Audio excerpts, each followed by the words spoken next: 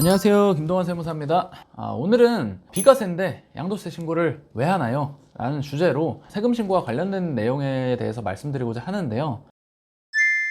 우선은 결론부터 말씀드리면, 우리가 주택을 팔았는데 비과세가 맞다면 세금 신고를 안 해도 아무런 문제가 없다는 게 결론입니다. 그런데 굳이 왜 양도세 신고를 반드시 하시라고 말씀을 드리는 이유가 이제 몇 가지가 있는데요. 물론 매매가액이 이제 12억 원을 초과하는 1세대 1주택은 세금이 이제 비과세 금액을 초과하는 부분만큼 일부 발생하니까 그분들은 당연히 신고를 하고 세금 납부를 해야 하는 게 맞고요. 제가 말씀드리는 포인트는 12억 이하의 주택을 팔았을 때 과연 이제 양도세 신고를 해야 하는가, 한다면 또 왜 해야 되는지에 대한 부분입니다. 그래서 이제 크게 두 가지 측면에서 말씀을 드려볼게요. 첫 번째는 아주 당연하게도 검토 목적입니다. 우리가 이제 세법이 굉장히 자주 그리고 더 복잡하게 바뀌고 있다는 점은 동의를 하실 거예요. 그 얘기인 즉슨 비과세와 관련된 사고도 굉장히 많이 일어난다는 점인데요. 이 주제를 제가 선정한 이유도 당장 며칠 전에 사고가 나서 오신 분이 있기 때문이기도 한데요. 우리가 이제 인생을 살면서 어차피 아파트를 사고 팔고 하는 일은 사실 몇 번 일어나지 않을 수도 있습니다. 이렇게 중요한 이벤트를 사실 어디 블로그만 보고 혹은 남의 말만 듣고 대충 판단하기에는 굉장히 리스크가 크다는 거죠.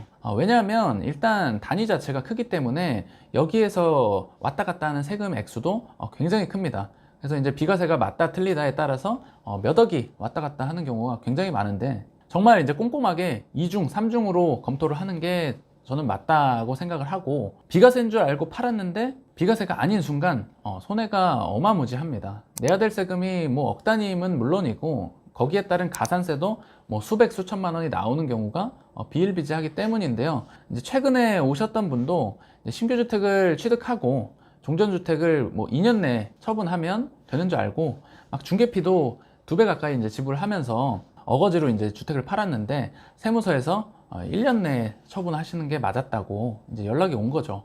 그래서 이제 이분은 대출을 받아가지고 세금을 내는 지경에 이르시게 되는데, 지금 금리도 굉장히 치솟는 시점에서 이분한테는 엄청난 재산 손실이 되는 거죠. 그래서 이제 대충 비과세 맞겠지 하고 넘기기보다는 이제 우리가 신고를 하면서 한 번이라도 더 검토를 해본다라는 차원에서 신고를 하는 쪽으로 이제 저는 권장을 드리고 있습니다. 그리고 두 번째 포인트는 가산세인데요. 우리가 주택을 팔고 나서 비과세 판단을 혹여나 잘못했어요. 그래서 세금을 내야 되는데, 그런데 여기서 신고를 했던 사람과 안 한 사람의 차이가 가산세율에서 차이가 있습니다. 이제 비과세라고 해서 아예 신고를 안 한 사람은 납부할 세금의 20%를 내시고, 신고를 하셨던 분은 납부할 세금의 10%를 가산세로 내게 됩니다. 10% 차이가 별 차이 아닌 게 아니죠. 서두에 말씀드렸듯이 주택은 과세냐 비과세냐에 따라서 대부분이 이제 세금이 천 단위에서 억 단위까지 왔다 갔다 합니다. 그래서 예를 들어서 낼 세금이 2억이었다 그러면 가산세가 4천이냐 2천이냐 차이를 결정하게 되는 거죠. 그래서 이제 우리가 사고가 날 걸 대비해서 보험을 들듯이 혹시나 모를 이런 재산상 피해에 대비해서 양도세 신고를 한다, 이렇게 이해를 해주셔도 좋을 것 같습니다. 그쵸? 사람 일은 모르는 거죠. 그래서 이제 절대로 내 일은 아닐 것 같지만 저는 업의 특성상 이런 일들을 생각보다 자주 경험하고 있습니다. 그래서 이제 비과세 검토는 정말 2중, 3중으로 검토를 해도 아깝지 않은 비용이다라는 점을 말씀을 드리고 싶은 거고요.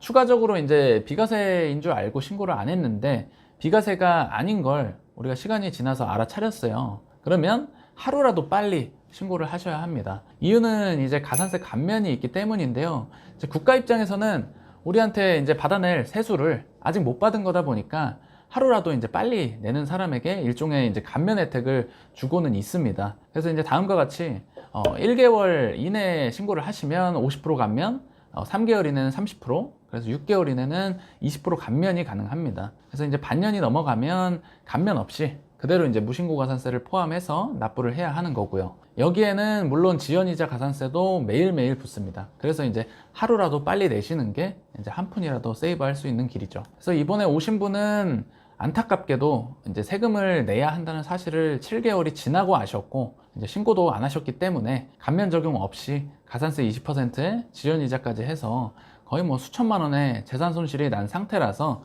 조금 안타까웠습니다. 그래서 이 영상을 보시는 분들은 비과세 판단이 굉장히 중요하면서도 양도세 신고는 웬만하면 하고 가는 게 좋겠다라고 생각을 해주시면 좋겠습니다. 양도세 신고를 하는 방법은 세무사한테 대리를 맡기실 수도 있고 홈택스에서 이제 개인이 신고를 하실 수도 있으니까 참고하시면 되겠습니다. 그리고 이제 오늘 또 2022년 종부세 완화 관련해서 여야 합의가 이루어진 내용이 있습니다.